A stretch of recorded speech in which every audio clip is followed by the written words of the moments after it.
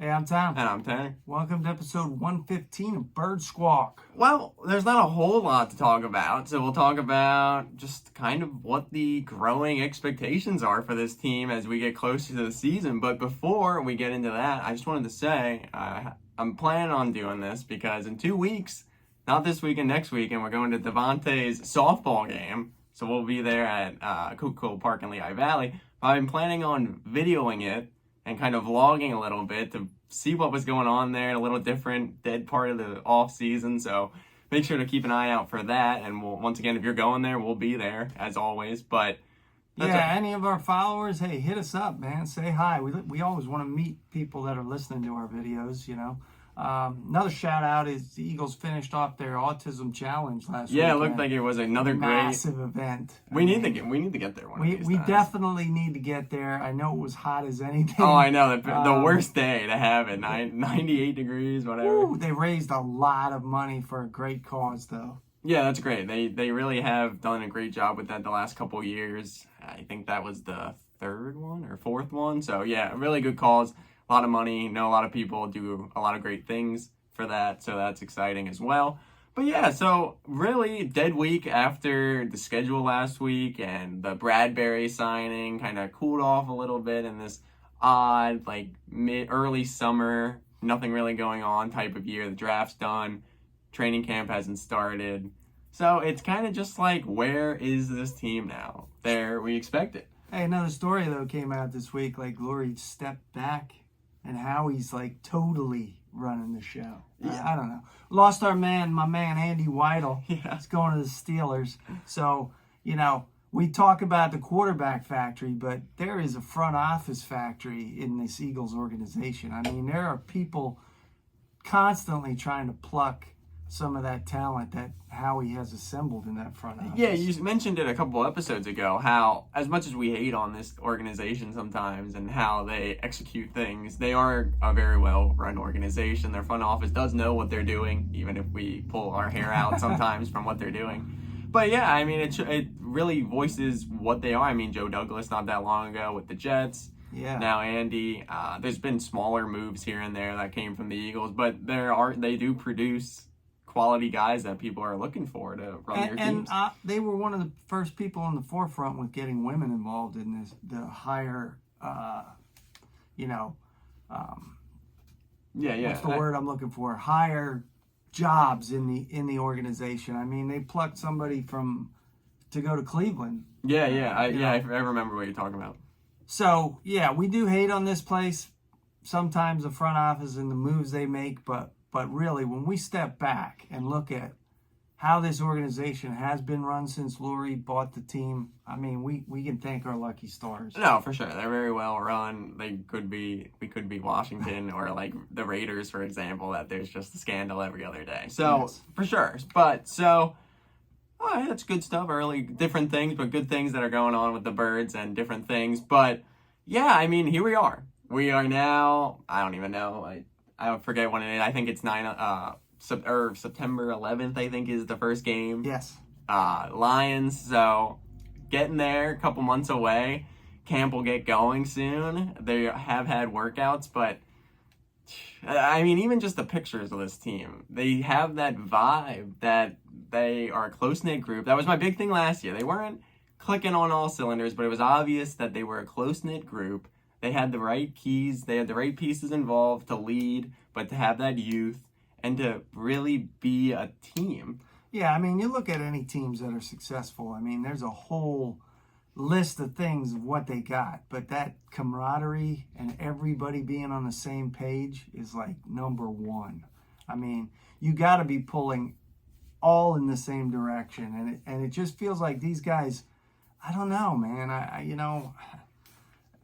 always overly optimistic. Yeah, 100%. But it just feels like these guys are building something, and we talk about this all the time. Like, we totally sat here and felt like this rebuild was going to be like 3 years in the making. Yeah. And kind of blew it out of the water with the moves they've made and feel like we're right back, in contention. And it's just going to come down to, healthy. Yep.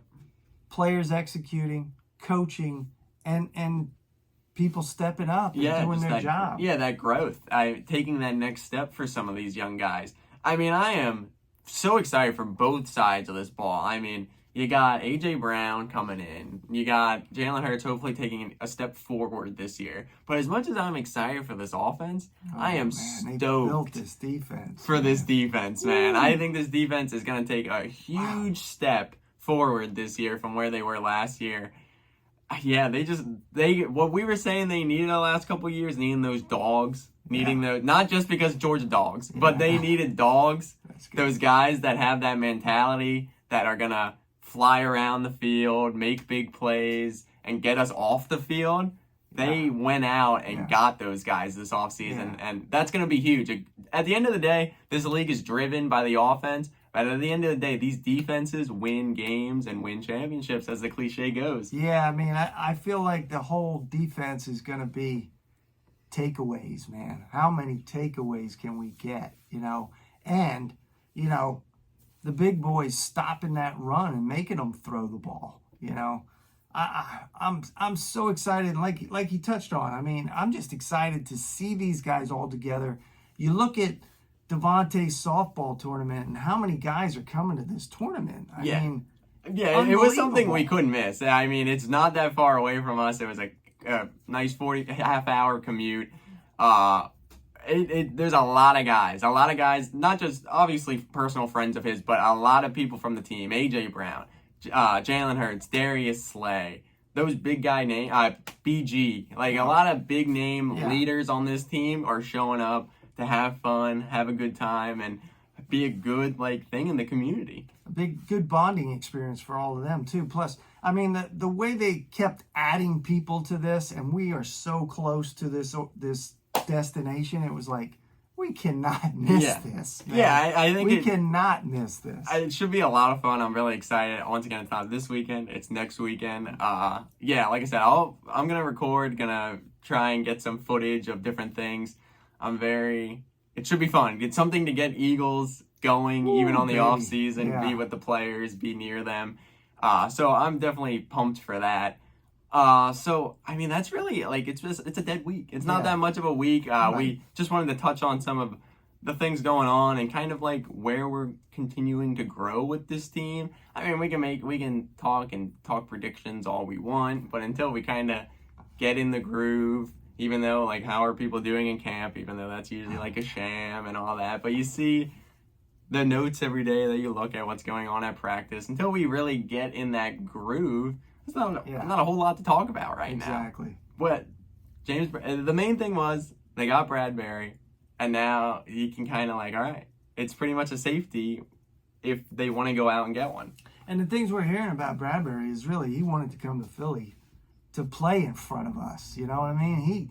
He has come to Philly on the other team and seen the passion of these fans, and it kind of drew him to it, And hopefully he's going to come in here and Slay and him are going to be like that dynamic. Yeah, I think they're going to be a good duo. Ooh. I think Slay's that kind of traditional corner, kind of knows that he can play, does his thing, confident when he's playing well. And Bradberry seems a little more he knows his role. He seems more down to earth.